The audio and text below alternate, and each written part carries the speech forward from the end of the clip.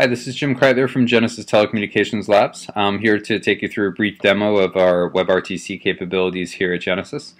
This is to accompany a webinar that we held on March 14th, 2013, where we presented the different use cases that our customer base is sharing with us they would like to implement webRTC to address over the next 12 months.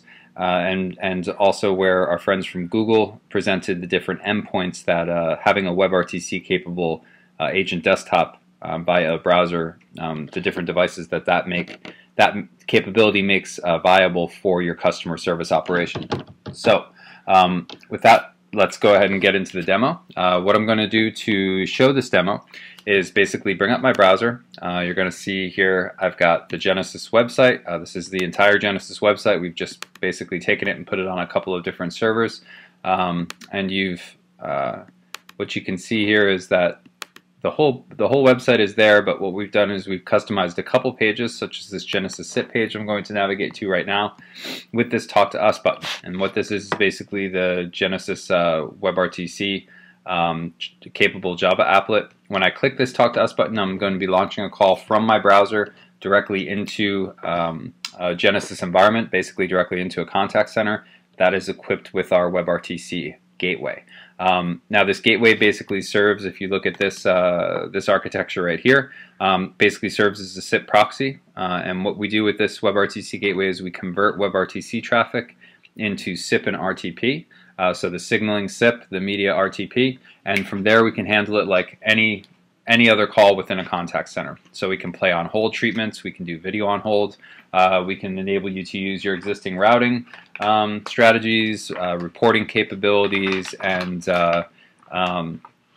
recording capabilities over this new type of media. So a very non-disruptive way to enable this new type of media.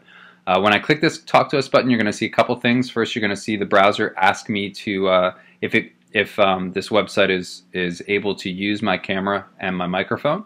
Once I grant that access, you're going to see a video begin to play.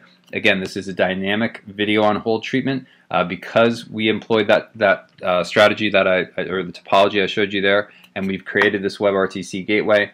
That allows us to convert WebRTC traffic into SIP and RTP. Again, we can use our SIP server to handle that call just like any other call within a Genesys environment, and therefore we can apply similar treatments as you would a voice call. So think of a standard calling model when you call into an 800 number, and the IVR plays you a dynamic on-hold treatment based on the product you were calling about, the particular 800 number or prompt that you selected. You have the same capabilities here with video media via the WebRTC within the browser. So with that, let's go ahead and see what happens.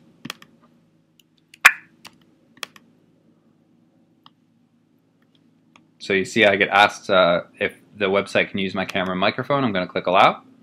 And then you can see me here in the corner, and my browser is receiving this media from the Genesys environment, from the Genesys media server, which is playing us this on-hold treatment. In this case, based on the website I was at, this is a video about Genesys SIP server. And then I'm connected to the contact center. So in this case, we've got a rather good-looking contact center agent.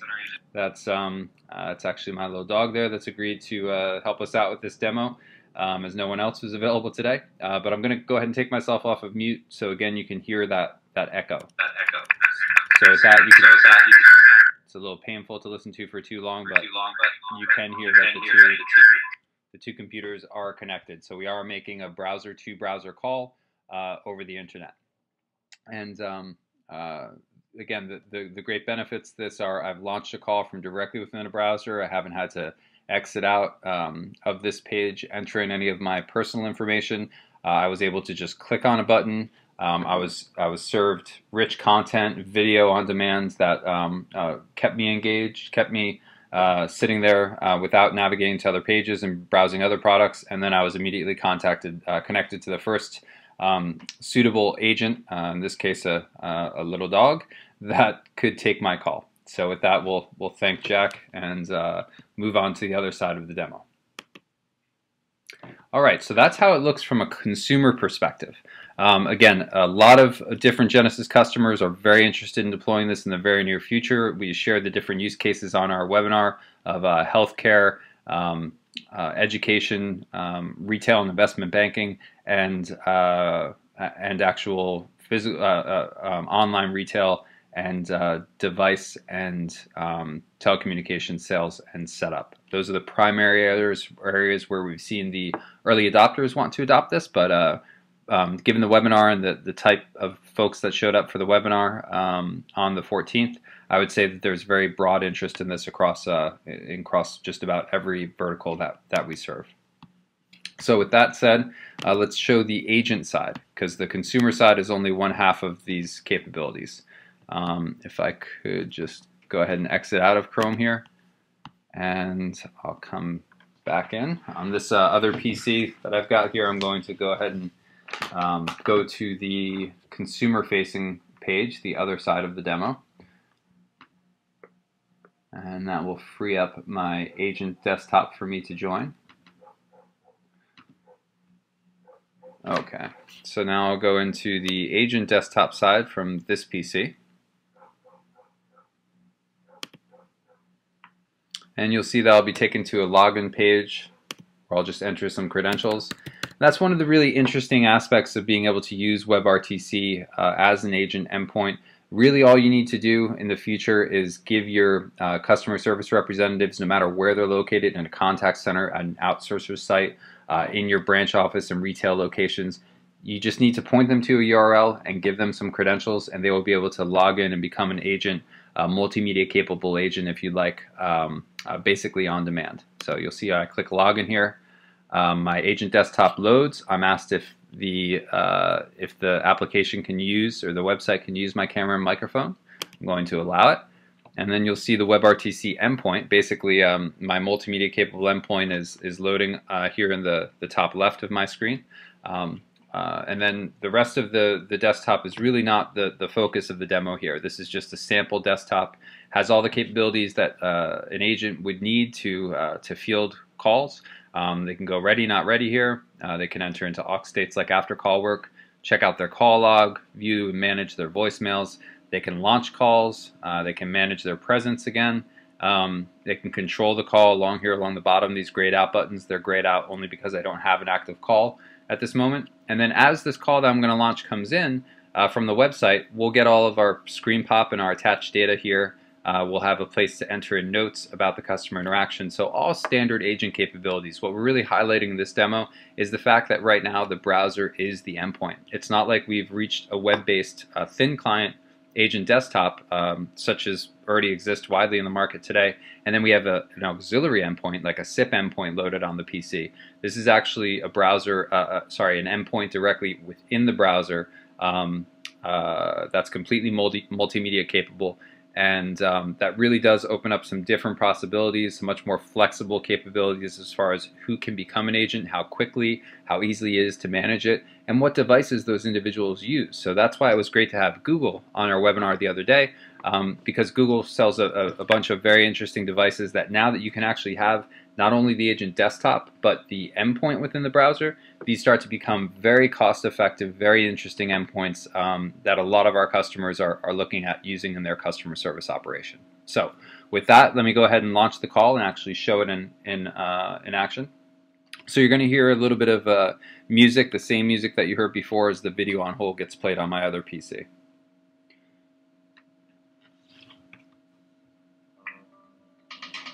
Hopefully you can hear that there. So this other PC is launching a call to me right now.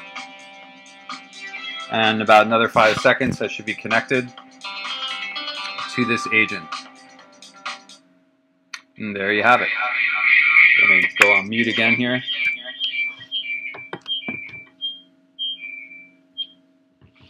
All right. So there you go. So again, I can go off mute. You can hear the echo. We have actually created another call directly from one browser to another. In this case, the PC that I'm demoing from is actually the agent endpoint. And you can see all of the attached data that came in from the website. So this assumes that the individual has authenticated themselves on that website. We're able to determine their, and we could do that by a variety of different ways. But in this case, let's say that they've authenticated themselves. We're able to tell their customer segment. Probably will control the routing based on that. We're able to say what type of call it is, and then some of the different things to get you thinking that would be available when you're actually launching calls from a website is which website they're on. Actually providing that URL to the agent so they can quickly click, be taken to that site, see what the customer is asking about, provide more information. You could even augment this further with co-browse capabilities, so I could help the customer fill out any forms that were on the page, or let's say they were applying for a loan or financial aid, or trying to complete some sort of complicated form. You could help them through that process.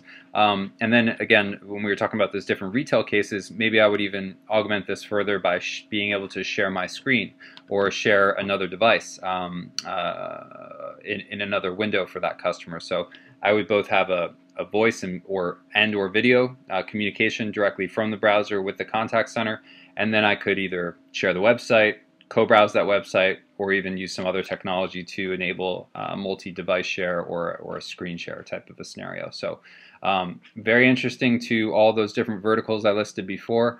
And then again, the last point I'll loop back to is in all those cases, we'll go ahead and let Jack go, release that call. But in all of those cases, the people that are providing customer service in those scenarios are non-standard agents. In retail banking, when we're talking about routing out to the branch or to mortgage brokers, investment bankers, personal bankers, and brokers. In the online retail space, we're talking about actually routing out to highly skilled sales professionals, not standard contact center agents, or highly skilled support professionals that probably will be equipped with in different types of offices or actually in retail spaces to provide that heightened experience.